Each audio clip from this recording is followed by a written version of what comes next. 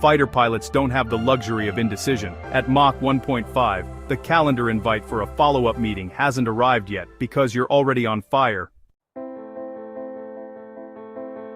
The stereotype is that pilots are just cowboys with a need for speed, but the reality is they operate under a mental discipline that would make a Zen monk nod in approval if the monk were also pulling 9 Gs and trying not to die.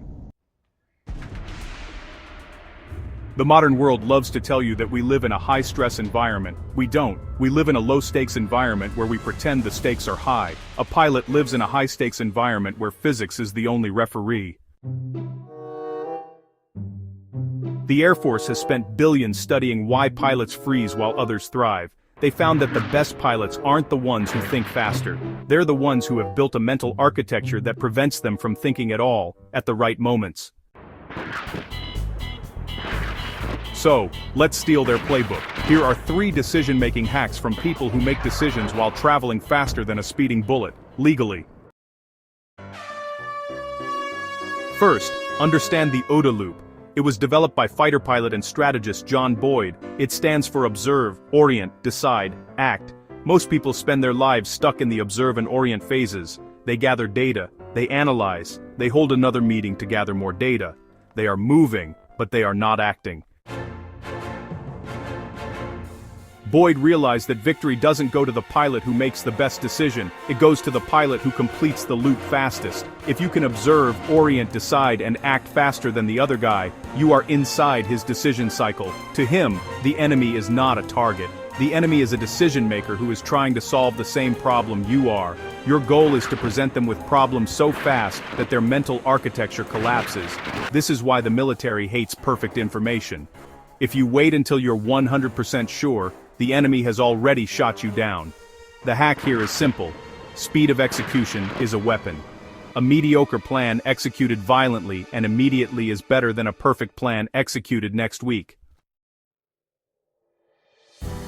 So, here's the second hack. Embrace the Warthog mentality. The A-10 Thunderbolt II, which folks affectionately call the Warthog, is honestly not a pretty plane. It's slow, it's ugly. It looks like, well, someone just kind of threw it together from spare parts they found behind a hardware store. But here's the thing about the Warthog. It was built around this titanium tub that protects the pilot. It can lose an engine, half a wing, and even have holes the size of dinner plates in the fuselage, and somehow, it still manages to bring the pilot home.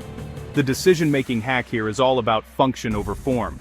Pilots are trained to ignore what looks good and focus on what actually works. In a crisis, your brain wants the elegant solution, it wants the clean exit. But, honestly, the elegant solution usually needs perfect conditions. The pilot looks for the ugly solution, the one that gets them on the ground safely, even if it means landing with the gear up. They always prioritize survivability over aesthetics. So, in your life, that means choosing the option that works despite the chaos, not just the one that looks good on paper. Now, the third hack, manage the Sully paradox. When Captain Sully landed that plane on the Hudson River, everyone called him a hero. And yeah, he absolutely was. But he was also just a guy who had experienced a total loss of control.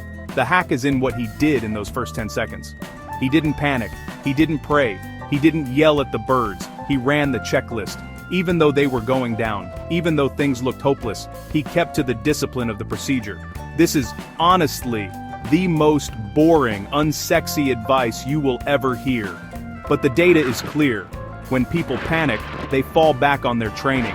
If your training is good, you fall back on good habits. If your training is bad, or if you don't have any, you fall back into chaos. Pilots spend thousands of hours in simulators not just to learn what to do, but to make the right response so automatic that their thinking brain can just, get out of the way. The hack is to simulate failure before it happens. If you've already flown the crash in your mind, when the real thing comes, you're not surprised. You're just executing the next step. These 3 hacks, speed of decision, ugly functionality, and procedural discipline, aren't just for pilots. They're for anyone who's ever had to make a choice with incomplete information while the clock is ticking. John Boyd, the guy who gave us the OODA loop, totally changed the way the military thinks about conflict. But his real legacy is actually much simpler. He proved that thinking is a skill, and like any skill, it can be trained, optimized, and, if you're not careful, exploited by the enemy. the stakes for you are probably a lot lower. You're not dodging missiles. But the principle still holds: the quality of your life is determined by the quality of your decisions under pressure. And pressure, as pilots will tell you, is really just a lack of preparation wearing a scary mask. So, if you like your history deep and your generals properly roasted, go ahead and subscribe to War Machiner and share this with someone who needs to make a decision, preferably before their engine flames out.